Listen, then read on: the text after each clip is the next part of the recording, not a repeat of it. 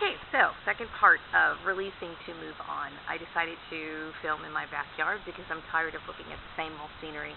Hopefully the lighting is okay in the shade. I wanted to say that during the mobbing process, I never thought for one moment that I was wrong for my behavior, and my behavior was actually correct. I kept to myself, and I kept it very professional, but I knew that I was number one within the law, and I knew what the law was, and what was going on in my experience was it was a harassment issue for various reasons, and I knew that they were breaking the law, so I knew they were wrong. Also, I identified the behavior because of what I understand from my studies in psychology, as well as the things that have occurred in my life in the past. I've always been a really good person when it came to identifying, human nature and whatnot. So I knew that it was wrong, but right now I'm in a situation where I'm kind of, I'm a little nervous, and I'm trying to get my brain to stop the anxiety, because there's a lot of anxiety that's behind my feeling right now. I'm about to make a huge leap, something I've never done before. I've always worked for an employer, and at this point I'm going on my own, and because of the blacklisting. Regardless of what they tell you, I don't care what state you live in, blacklisting is illegal in the state of California, but that doesn't stop employers from doing it. And it's unfortunate, but I'm not exactly sure why I'm being punished. But the girl who is involved in it, a few of the girls at work who were involved in it, such as I'm not going to name names. I might start naming names later on, but I don't really want to resort to that. I'm sure they're doing well, and this is unfortunate, and it's wrong. It's a society that tends to reward people for their wrongdoing, and instead of appreciating professionalism and people who uphold confidentiality, it tends to reward the corrupt. And this is another issue that creates a lot of anger in me, and it's just something that I will focus on as I do my releasing this weekend, starting Friday all the way to Sunday.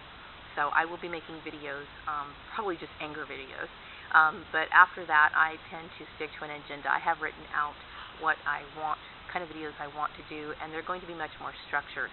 They're not going to be veered off. They're going to be written out, and they're going to have a better dialogue. This is just a lot of mental rambling and me getting comfortable with the camera. But now I am, like I said, I'm looking to be a general contractor for employers, and working alongside with other people, and not only just doing accounting, but also helping out with the human resource work and the business administration, and hopefully I can find something. I have a good reputation. People understand that I'm all about business when I'm at work. They know that I'm very business oriented, and I have a good mind for it, and good details. So hopefully, if that's one thing that's good thing that's come out of this gang stalking issue, is that people do know my true potential. And so I have to look at just all of this as something that's bittersweet, a blessing in disguise, something along those lines. So with that knowledge, I think I can help myself move on a little bit. I think the real pain is that the psychological effects of what happened with my family, and the distance that it's going to put between me and my mother. And I'm just going to, when I see my mom, I'm just going to act like everything's okay. Same thing with my son, just act like everything's okay.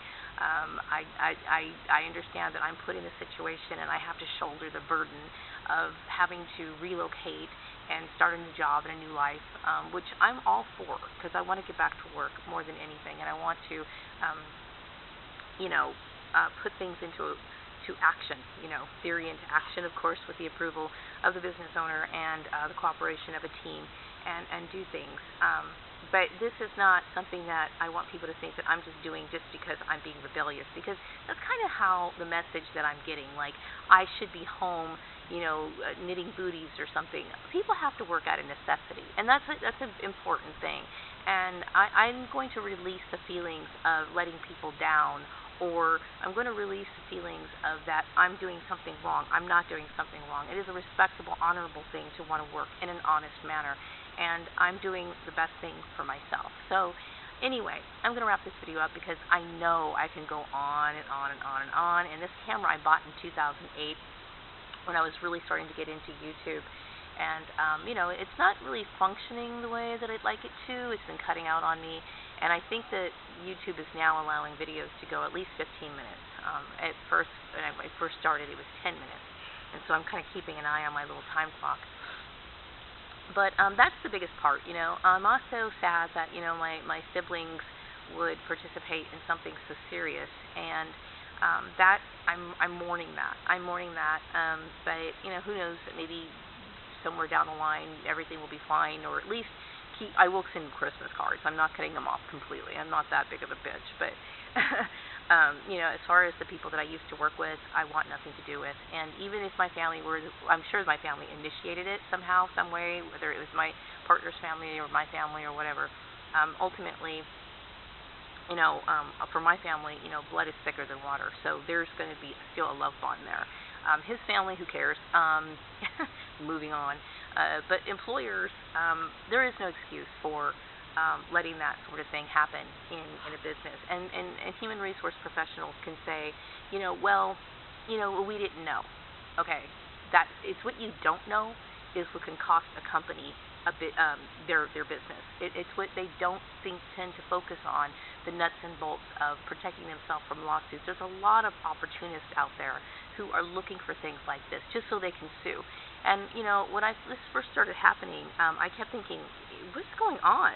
Until I figured things out, and I do know, that it's kind of like a gang stalking from family and so-called friends.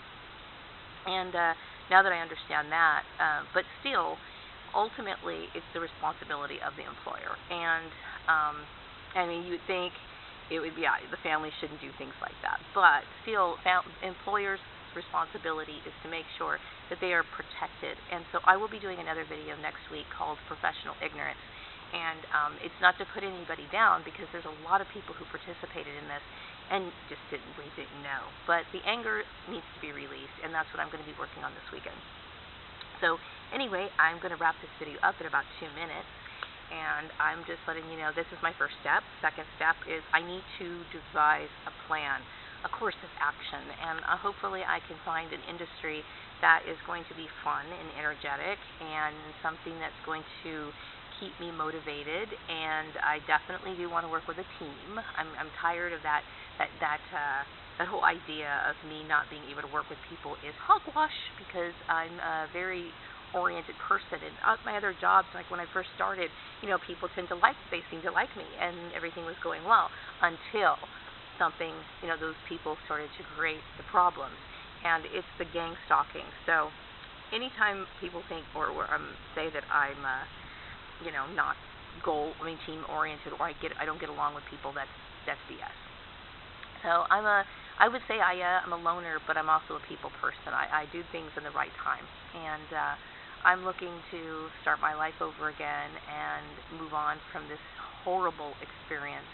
And I've learned a lot from it, and I sadly, what my dad used to tell me, that is true. You don't have friends in this world, and it is a very cruel, evil world, which was something I knew as a kid, but now as an adult I've experienced it firsthand, and I'm a little bit more wiser for the wear.